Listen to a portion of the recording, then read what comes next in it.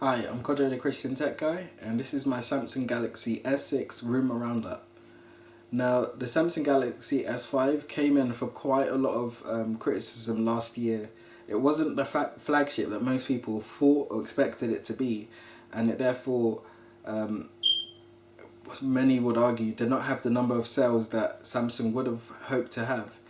This was also coupled with the fact that it has started to lose some of its market share that it once owned in countries such as China and also around the world. We're facing heavy competition at the top end from companies like Apple and LG, and facing heavier competition at the lower end of the smartphone market from Chinese OEMs such as Xiaomi, Lenovo, and Huawei. So, this is my Samsung Galaxy S6 rumour roundup, and from what we've seen so far, they are looking to really pull out all the stops this year to ensure that they have the product that people want to buy. So starting off with the hardware, the construction is said to be either a full aluminium unibody build or like the Note 4 and the Alpha range which they brought out late last year, will have the metal aluminium band around the smartphone with a plastic backing. I believe it will be more likely be the former, so that it will be an aluminium unibody build, as it's been rumoured to have a non-removable back and a non-removable battery, which has been staple on most Samsung devices. There's also rumours that show that the micro SD card and the SIM card will be put in at the side, meaning it won't require a removal of the back in order to put it in, which points to the fact that it will be a sealed aluminium construction, which should hopefully bring a really good looking premium device. It's also rumoured to have the same size screen as the Samsung Galaxy S5, so that's 5.1 inches. But this time it will up the resolution to Quad HD, so that's 2K display as opposed to the 1080p found on the Samsung Galaxy S5.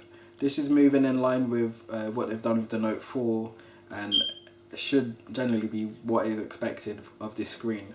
However, it may keep the 1080p screen, and I'll explain why shortly. It's also rumoured to keep the same capacitive and physical home button that they use at the moment, so that's the home button flanked with the back and multitasking buttons to either side of the home button. And we should see the same things such as the power button and the volume rockers at the side, and IO blaster up top, and potentially a move from the headphone jack from the top to the bottom, which would be a very welcome change, as I've been using the 108 now for quite a few months now. Having a headphone jack at the bottom makes a lot more sense in terms of just using it in your hand and having it on the table.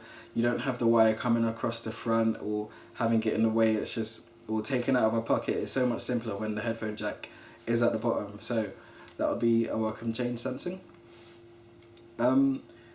Now, why I said earlier that I think they may go for a 1080p screen as opposed to a 2K screen is because something they want to really bring on the hardware front is a much thinner phone, something between 6 to 7.5 millimeters. And what that has unfortunately entailed is that the battery size is rumoured to be 2,600 milliamp hours. Now, that's a downgrade from the 2,800 milliamp hours found in the Samsung Galaxy S5. And the reason why that would be quite problematic is the Note 4 has quite a big power pack at around, I believe, 3,000 or 3,100 milliamp hours. And because of the 2K screen, it doesn't have the same kind of level of battery life performance that you would expect from such a big battery pack. Now, if that's downscaled to a 2,600 milliamp hour battery, then the battery life on the Samsung Galaxy S6 would severely suffer with having such a small battery. So I think, or I kind of hope, that Samsung does make the right decision there. And in any case, maybe they've done enough on the software side to not have to worry too much about the downgrade in battery size. Moving on to the optics, we should see a 5 megapixel front facing camera for those improved selfies, and also a 20 megapixel rear camera, which like the Note 4 should have a 4K recording and also be optically image stabilized. Moving on to the SoC, unlike previous Samsung flagships, they're rumoured to be putting their own chipset, so that's the Exynos chipset, into all of their flagships. In previous years they would put it in some of their flagships for some markets, but this year it appears that they'll be putting it in for all of their X6s, sorry, that they'll be shipping across the world. Now, rumours are that they're doing this because the Snapdragon 810 has had some overheating issues and the like, but I think personally they may be doing this because they really want to push their own chipset, and also they could save extra costs. Instead of having to buy a chipset from Qualcomm, they can just use their own and therefore improve their own financial situation and stuff. So that's also, we should see potentially on the software side a slimmed down version of TouchWiz. Now, one of the things TouchWiz is mainly known for is the number of features that Samsung just seem to throw into their phone, half of which after maybe a month of owning the phone you do not even use again, or do not even remember the phone having.